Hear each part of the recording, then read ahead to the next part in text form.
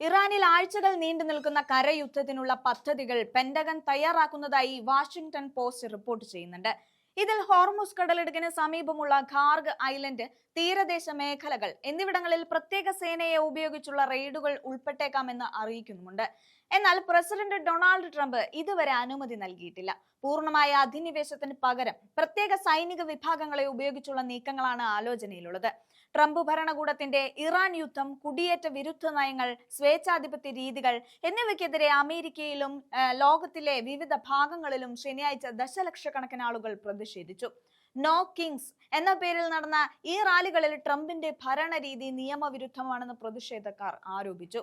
ഇസ്രായേലിലെ Tel Aviv ഉൾപ്പെടെയുള്ള നഗരങ്ങളിലും യുദ്ധവിരുദ്ധ പ്രതിഷേധങ്ങൾ നടന്നു.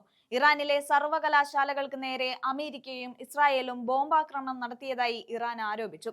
ഇതിന് തിരിച്ചടിയായി മിഡിൽ ഈസ്റ്റിലെ അമേരിക്കൻ സർവകലാശാലകൾ, ഉദാഹരണത്തിന് ഖത്തറിലെ ടെക്സസ് A+M, നോർത്ത് വെസ്റ്റേൺ UAEയിലെ NYU എന്നിവിടങ്ങളിലെ ആക്രമിക്കുമെന്ന് ഇറാന്റെ റവല്യൂഷണറി ഗാർഡ് ഇന്ന് ഉച്ചയ്ക്ക് മുൻപായി അമേരിക്ക ഈ ആക്രമണങ്ങളെ അപലപിച്ചില്ലെങ്കിൽ പ്രത്യാഘാതം നേരിടേണ്ടി വരുമെന്നാണ് മുന്നറിയിപ്പ്.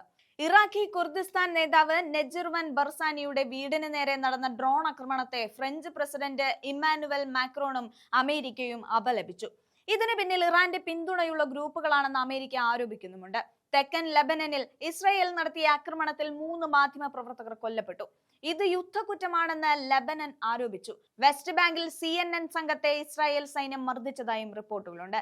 ലെബനനിൽ ശനിയാഴ്ച മാത്രം 9 പാരാമെഡിക്കൽ ജീവനക്കാർ കൊല്ലപ്പെട്ടു. ഈ മാസം കൊല്ലപ്പെട്ട ആരോഗ്യ പ്രവർത്തകരുടെ എണ്ണം 51ആയി. യമനിലെ ഹൂതികൾ ഇസ്രായേലിന് നേരെ 2ാം ഘട്ടം മിസൈൽ, ഡ്രോൺ ആക്രമണങ്ങൾ ആരംഭിച്ചു. ഹോർമുസ് കടലിടുക്കിലൂടെ 20 പാകിസ്ഥാൻ എണ്ണക്കപ്പലുകൾ കടന്നുപോകാൻ ഇറാൻ അനുമതിയും നൽകി. മേഖലയിൽ സമാധാനം കൊണ്ടുവരാൻ പാകിസ്ഥാൻ ചർച്ചകൾക്ക് നേതൃത്വം നൽകുന്നുമുണ്ട്. ഏകദേശം 3500 അമേരിക്കൻ മറീനുകൾ മിഡിൽ ഈസ്റ്റിൽ എത്തിയിട്ടുണ്ട്. ഹോർമുസ് കടലെടുക്ക് തുറക്കുന്നതിനായുള്ള നീക്കങ്ങളിൽ ഇവർ പങ്കെടുത്തേക്കാം. ഇറാനിലെ മുൻ രാജകുമാരൻ ടെസ പഹ്ലവി അമേരിക്കയിലെ തീവ്ര യാഥാസ്ഥിതികരുടെ സമ്മേളനമായ CPSCയിൽ സംസാരിച്ചു. ട്രംപിന്റെ ഇറാൻ നയങ്ങളെ പ്രശംസിച്ച അദ്ദേഹം താൻ ഇറാന്റെ ഭരണം ഏറ്റെടുക്കാൻ തയ്യാറാണെന്നും ഇറാനെ വീണ്ടും മഹത്തരമാക്കും എന്നും പ്രഖ്യാപിച്ചു. ഇറാൻ അതിന്റെ അയൽ രാജ്യങ്ങൾക്കെതിരെ വ്യോമാക്രമണം ശക്തമാക്കുന്ന സാഹചര്യത്തിൽ മിസൈലുകളെയും ഡ്രോണുകളെയും പ്രതിരോധിക്കുന്നതിനായി യുക്രൈൻ, ഗൾഫ് രാജ്യങ്ങളുമായി കൈകോർക്കും. ഖത്തർ, സൗദി, UAE എന്നിവരുമായാണ് സഹകരണം.